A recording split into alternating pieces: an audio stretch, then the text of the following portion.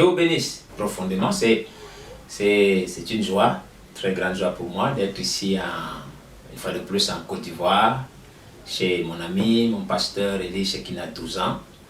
Et vous savez, l'apôtre Pierre, c'est lui qui a écrit dans 2 Pierre chapitre 1 verset 19, il disait: nous tenons pour d'autant plus certaine la parole prophétique à laquelle vous faites bien de prêter attention, comme à une lampe qui brille dans un lieu obscur.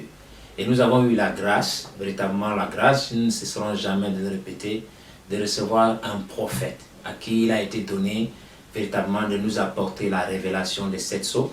Et il a été dit, selon Apocalypse 17, que quand il sonnerait de la trompette, le mystère de Dieu s'accomplirait. Et ce mystère est la chose qui détient en elle-même tout le glorieux plan de la rédemption. Et c'est même un peu ce qui fait l'objet en réalité dans ce qu'on le monde religieux du christianisme aujourd'hui, véritablement des divisions et des guerres et des batailles, parce que la révélation de ces mystères-là est la chose qui est la moins accessible.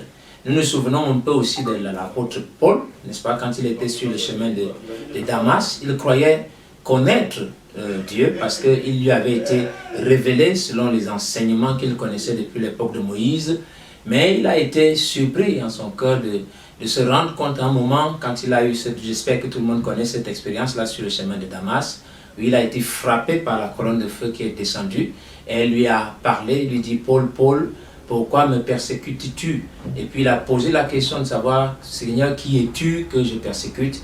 Et la voix derrière la colonne de feu a dit: je suis Jésus que tu persécutes. Ainsi le mystère que Paul connaissait, parce qu'il connaissait le grand je suis, la grande colonne de feu que Moïse a rencontrée là-bas dans le désert, mais il ne savait pas que ce grand je suis, c'était une morphie, en réalité dans la personne de Jésus. Et maintenant, quand il s'en va, qu'il rentre à la droite du Père, donc dans l'état de la colonne de feu, Paul entend une voix qui lui dit: je suis le Jésus là. Donc le grand je suis, donc celui qu'il a rencontré dans le désert de la colonne de feu, Jésus, donc identifié, donc c'était morphé, tout ce qui était dans le Père, il a déversé dans le Fils, mais cela ne s'est pas arrêté là, il lui dit que tu persécutes. Donc les gens en fait, en réalité, vers qui il allait, qu'il allait jeter en prison comme des hérétiques, ainsi de suite, c'est eux en réalité qui détenaient en eux le mystère de Dieu. Et Frère Branham aimait le dire dans Christ et le mystère de Dieu révélé, il dit que le triple mystère de Dieu, c'est son corps. Ainsi donc, quand nous parlons aujourd'hui de cette grande convention à laquelle nous voulons tous participer, qui est la manifestation du cri et la charité, la voix de l'archange sont ensemble sur la troisième phase, il est question ici réellement d'avoir accès à ce mystère-là, au corps qui se manifeste. Parce que l'Esprit éternel, Elohim, qui vivait seul avec ses pensées, il a pris ces pensées qui étaient les attributs de sa propre personne, les a incrustés dans cet esprit, les 7 esprits qui étaient dans sa présence, et ce sont ces 7 esprits qui ont formé le Logos que nous appelons aujourd'hui la parole. Et ces attributs-là s'expriment au travers de cette parole prophétique qui nous a été envoyée pour faire quoi? Pour manifester des fils et des filles de Dieu à l'image de leur Père. C'est au travers de cela, en réalité, que le mystère de Dieu s'accomplit. Et donc, quand nous vous invitons aujourd'hui, comme nous sommes invités, comme nous voulons tous participer à cette grande convention de la manifestation du cri et la charité qui est la voix d'archange, en fait, de quoi est-ce qu'il s'agit? De la révélation du mystère de Dieu. Mais le mystère de Dieu se révélant où? Dans son corps, dans des fils placés, des attributs d'Elohim qui sont arrivés en pleine maturité et qui peuvent, comme exactement il a été dit, le grand Elohim qui vivait lui tout seul, celui qui existait par lui-même, il a changé de gloire pour devenir Jéhovah, c'est-à-dire celui qui existe par sa famille.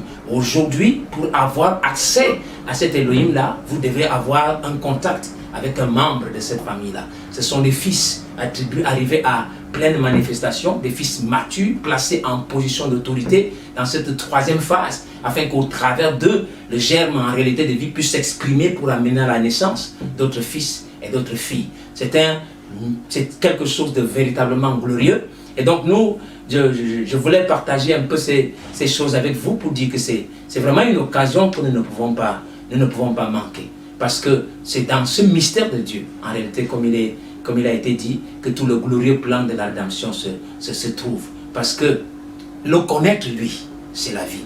Mais où se cache-t-il? Il est dans son corps. Et ce corps est où? Il est ici maintenant en train de s'exprimer, se manifester. Donc venez nombreux, venez autant que vous pouvez venir. Nous avons un grand rendez-vous de la parole qui nous attend ici et nous croyons et nous avons cette ferme conviction dans nos cœurs que nous aurons une visitation surnaturelle. Nos vies vont littéralement être transformées pour toujours.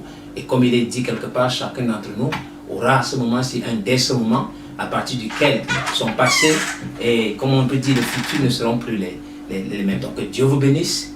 Merci, venez, vous êtes invités. Soyez avec nous, ne manquez pas. Dieu vous bénisse. Shalom.